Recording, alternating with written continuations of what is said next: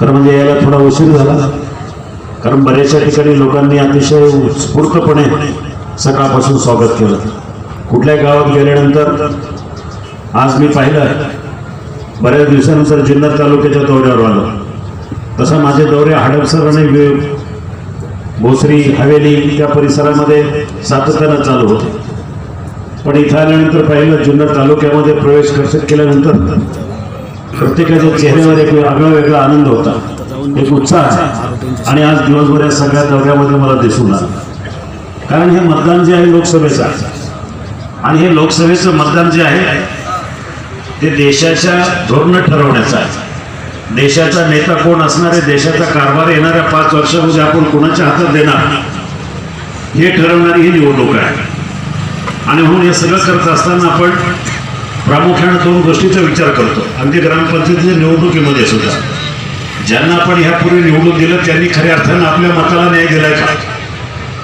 ज्या सरकारला आपण सत्तेवर बसवलं त्या सरकारनं आपल्या मताची किंमत केली आहे का? हा विचार करूनच माणूस पुढचं मतदान करत असतो. भूतकाळातली कामगिरी बघूनच भविष्य काळामध्ये कसं मतदान करायचं हे ठरलेलं असतं.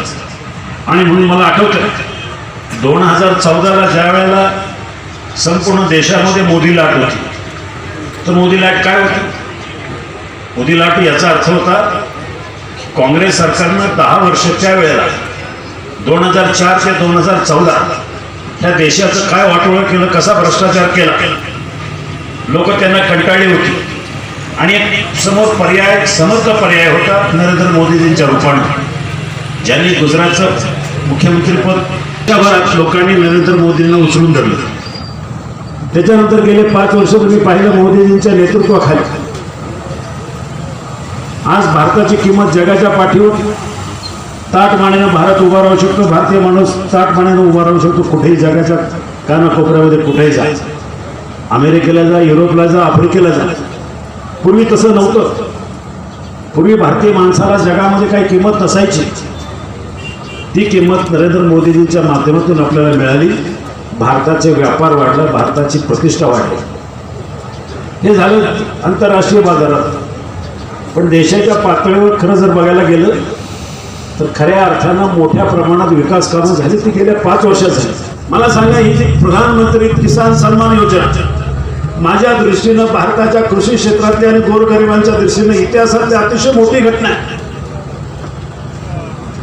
शेतकऱ्यांना ज्यांचं क्षेत्र 5 एकरच्या आतमध्ये त्यांना 6,000 रुपये प्रत्येक वर्षाला अनुदान मिळणार. त्याच्यावर त्यांचं निगेटिव्ह आलं, नकारात्मक प्रचार चालू केला. 6,000 रुपये वर्षाला म्हणजे महिन्याला 500 रुपये, महिन्याला 500 रुपये म्हणजे दिवसाला 17 रुपये, दिवसाला 17 रुपये म्हणजे तासाला 12 आणे. अशा प्रकारचा खोटा उपचार करून खिल्ली उडवण्याचं काम केलं. मी आपल्याला सांगतो, प्रश्न 6,000 रुपयाचा नाही आहे. प्रश्न 12.5 कोटी शेतकऱ्यांना ते अनुदान जात आहे. 12.5 कोटी. त्यांची जी 71,000 कोटी रुपयाची कर्जमाफी योजना होती पवार साहेबांच्या, नरेंद्र मोदी काय त्यांचं नाव ते विसरलो, पंतप्रधानांचं नाव मनमोहन सिंग. 71,000 कोटी रुपयाची कर्जमाफी एकदाच केली आणि 12 वर्ष टेऱ्या झोडत राहिले. कर्जमाफी केली, कर्जमाफी केली. पण तुम्हाला माहिती, त्या कर्जमाफीमधून राष्ट्रवादी काँग्रेस पक्षाच्या पुढाऱ्यांना 40 लाख आणि 33 लाख रुपयाची कर्जमाफी झालेली आहे. इथल्या, आता मी नाव घेत नाही, 27 लाख. आणि असं हे सगळं यांचं अशा प्रकारची कर्जमाफी केली. पण आमच्या सरकारनं ज्या शेतकऱ्यांच्या घरामध्ये, ज्या गोरगरिबांच्या घरामध्ये 2-2 दिवस चूल पेटत नाही, अशा लोकांना प्रत्येक वर्षी 6,000 रुपये म्हणजे काही ना काहीतरी बुडत्याला कार्डीचा आधार मदत करायला गेलेली आहे. 75,000 कोटी रुपयाची ही मदत माझ्या दृष्टीनं खूप मोठी आहे. आता 6,000 आम्ही प्रयत्न करतोय. मी सुद्धा लोकसभेमध्ये प्रस्ताव मांडला की 6,000 रुपयाचा अनुदानाच्या ऐवजी 10,000 तरी करा. कदाचित हे राज्य सरकार स्वतःच्या खिशातले 4,000 रुपये दिलं तर इलेक्शनच्या अगोदर त्याचा सुद्धा फायदा होईल, पुढच्या इलेक्शनच्या अगोदर. एकंदरीत असे काहीतरी प्रामाणिक प्रयत्न या सरकारनं शेतकऱ्यांच्यासाठी केले, महिलांच्यासाठी प्रयत्न केले, बेरोजगार तरुणांच्यासाठी स्किल डेव्हलपमेंटची योजना आहे. त्या योजनेच्या अंतर्गत मुद्रा लोन आहे, ट्रेनिंग केलं, त्यांना तांत्रिक शिक्षणाची कोर्सेस उपलब्ध करून दिले. ज्यांनी टेक्निकल ट्रेनिंग घेतलंय, अशा लोकांना व्यवसायासाठी मदत केली आहे. अशा प्रकारचे अनेक प्रयत्न, प्रामाणिक प्रयत्न या सरकारने केले. आता कांद्याच्या भावाच्या संदर्भामध्ये मला आपल्याला आवर्जून सांगायचं, या सरकारच्या काळामध्ये 2 रुपये किलो कांदा पडला, याचा अर्थ पवार साहेबांच्या काळामध्ये कांद्याला भाव 500 रुपये किलो होता, असे कधी नव्हतं. कारण ही नैसर्गिक आपत्ती आहे. एखाद्या गावानं कांद्याची लागवड केली तर दुसऱ्या गावानं बटाटे लावले पाहिजे, तिसऱ्या गावानं अजून काहीतरी पीक लावलं पाहिजे. एकाच ठिकाणी सगळ्या जिल्ह्यामध्ये नुसते कांद्याची लागवड झाली तर त्याचा भाव साहजिकच पडतो. म्हणून त्यासाठी उपग्रहाच्या तंत्रज्ञानाचा वापर करून कृषी खात्यानं कंट्रोल शेती करावी, अशा प्रकारचा सुद्धा प्रस्ताव सरकारच्या माध्यमातून पुढच्या काळामध्ये यायचा विचार आहे, जेणेकरून शेतकऱ्यांना चांगला हमी भाव मिळेल, तुटीचा भाव मिळेल. हे असे अनेक प्रयत्न केले. इन्फ्रास्ट्रक्चर, रस्त्याच्या बांधीत कामं असतील, आपल्याला माहिती आहे. मी पाहिलं त्यांच्या काळामध्ये 10 वर्षामध्ये आपल्या लोकसभा मतदारसंघामध्ये रुपया सुद्धा विकास कामाला दिला नाही. आज जो रस्ता बहुचर्चित आहे, ह्या रस्त्यावर माझ्या नावाने टीका होते. नारायणगावला ट्रॅफिक आहे, खेडला ट्रॅफिक आहे, चाकणला ट्रॅफिक आहे. या रस्त्यासाठी 2004 ते 2014 काँग्रेसचं सरकार असताना प्रत्येक वर्षी मी प्रस्ताव मांडायचा की या रस्त्याचं काम करा, या रस्त्याचं काम करा. दुर्दैवाने त्या खात्याचे मंत्री सातत्यानं मध्य प्रदेश आणि राजस्थानचे असल्यामुळं सततचा अन्याय महाराष्ट्रावर झाला आणि माझ्या पुढे नाशिक रस्त्यावर रुपया टाकला नाही. पण जेव्हा हे सरकार आलं, नितीन गडकरी त्या खात्याचे मंत्री झाले, मी पाठपुरावा केला तर 2014ला त्या रस्त्याचं काम चालू झालं आणि 2016ला जवळजवळ 80% काम पूर्ण झालं. आज माझ्यावर टीका करताना त्यांना कुठला अधिकारच नाहीये. तुमच्या 10 वर्षाच्या काळामध्ये तुम्ही दमडा दिला नाही. आमच्या सरकारच्या काळामध्ये निदान 80% काम खेडपासून शिन्नरपर्यंत पूर्ण झालंय. जे काम अपूर्ण आहे, आम्हाला पण वाटतंय की अपूर्ण काम ते व्हायला पाहिजे. ते काय खासदारमुळे काम अपूर्ण असं नाही, त्याला खासदार जबाबदार, सरकार जबाबदार असंही नाही. त्या शेतकऱ्याच्या जमिनी भूसंपादनामध्ये काही तांत्रिक अडचणी आहेत. शेतकऱ्याच्या कलानं भूसंपादन करावं म्हणून उशीर झाला. दरम्यानच्या काळात ठेकेदार पळून केला, तरी सुद्धा जनतेला त्याचा भुर्दण पडू नये म्हणून मी स्वतः जातीनं लक्ष घातलं, नवीन टेंडर करायला लावलं. नारायणगावचं बायपासचं काम मी तुम्हाला सांगतो, महिन्याभरामध्ये ते बायपास खुला होईल आपल्यासाठी. खेड घाटाचं घाटाचं काम तरी पूर्ण होईल महिन्याभरामध्ये. असे प्रयत्न करून त्यासाठी 90 कोटी रुपयाचं मी टेंडर काढून पैसे मंजूर करून देतो.